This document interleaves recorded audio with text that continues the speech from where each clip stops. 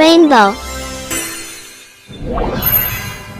आज एक ऐसी कहानी की बात करते हैं जिसे हम सबने बचपन में सुना तो जरूर है, पर शायद उसके असली मतलब पर कभी उतना गौर नहीं किया। ये कहानी है कुदरती टैलेंट और लगातार मेहनत के बीच की एक जबरदस्त टक्कर की। तो आइए इस सफर की शुरुआत करते हैं। बस यही एक लाइन, खरगोश की यही एक लाइन पूरी कहानी का मंच तैयार कर देती है। ये सिर्फ कॉन्फिडेंस नहीं है, ये घमंड की आवाज है, और यही घमंड आगे चलकर कहानी का सबसे बड़ा मोड़ साबित होगा। तो चलिए मिलते हैं हमारे पहले किरदार से। यह है एक खरगोश जो अपनी तेज रफ्तार के लिए जाना तो जाता है, पर उससे अपनी इस रफ्तार पर इतना गुमान है कि वो और कुछ देख ही नहीं पाता। यहां पर हमारे दो रेसर हैं और दोनों एक दूसरे से जमीन आसमान का फर्क रखते हैं।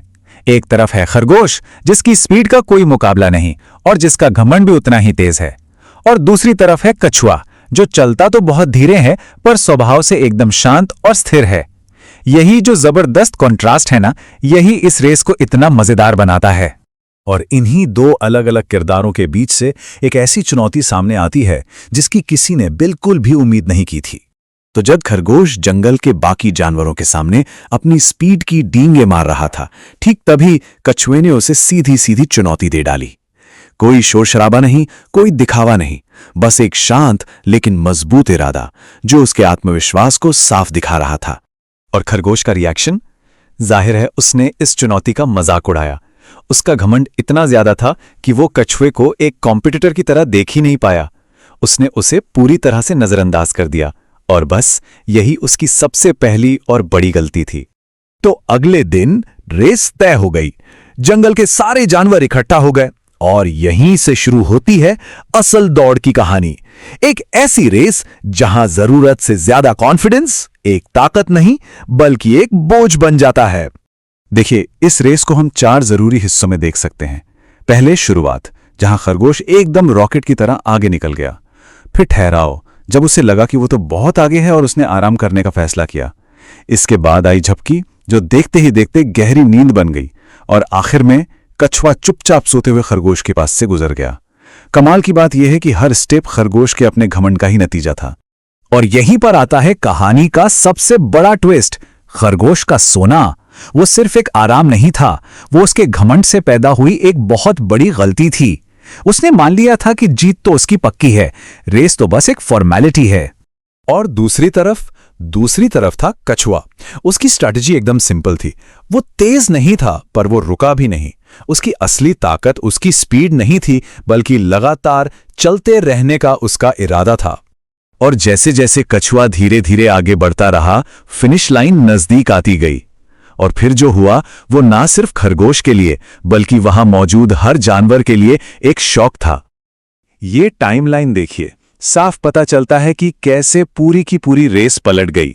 शुरुआत में खरगोश ने जो इतनी बड़ी लीड बनाई थी, उसकी एक झपकी ने उसे 0 कर दिया, और फिर कछुआ चुपचाप आगे निकल गया और फिनिश लाइन को पार कर गया। जो असंभव लग रहा था वो सच हो गया था। तो नतीजा बिल्कुल साफ है।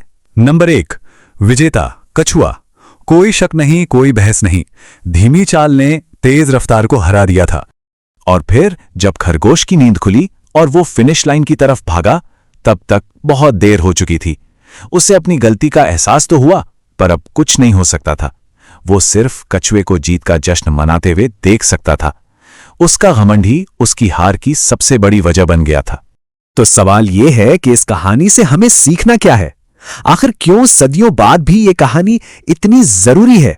असल में इसमें एक ऐसा सबक छुपा है जो कभी पुराना नहीं होता। पूरी कहानी का जो सार है ना, वो इसे एक शब्द में छिपा है, घमंड, यानी कि एरोगेंस। खरगोश अपनी धीमी रफ्तार की वजह से नहीं हारा, वो हारा अपने घमंड की वजह से, जिसने उसे एक तरह से अंधा बना दिया था। तो चलिए इस कहानी के जो मुख्य सबक हैं उन पर नजर डालते हैं। पहली बात, घमंड हमेशा लापरवाही को जन्म देता है। दूसरी, कड़ी मेहनत और सब्र आखिर में सफलता दिलाते ही हैं। और तीसरी और सबसे जरूरी बात, लगातार काम करना यानी कि कंसिस्टेंसी सिर्फ टैलेंटेड होने से कहीं ज्यादा पावरफुल हो सकती है। यह सिर्फ एक दौड़ की कहानी नहीं, जिंदगी का एक बहुत बड़ा सबक है। और अंत में ये कहानी हमें यही याद दिलाती है कि इसका सबक सिर्फ बच्चों की किताबों के लिए नहीं है, ये हमारी जिंदगी में, हमारे काम में, हमारे रिश्तों में हर जगह लागू होता है। जरा सोचिए, क्या हमारी अपनी जिंदगी में भी कोई ऐसा खरगोश या कछुआ है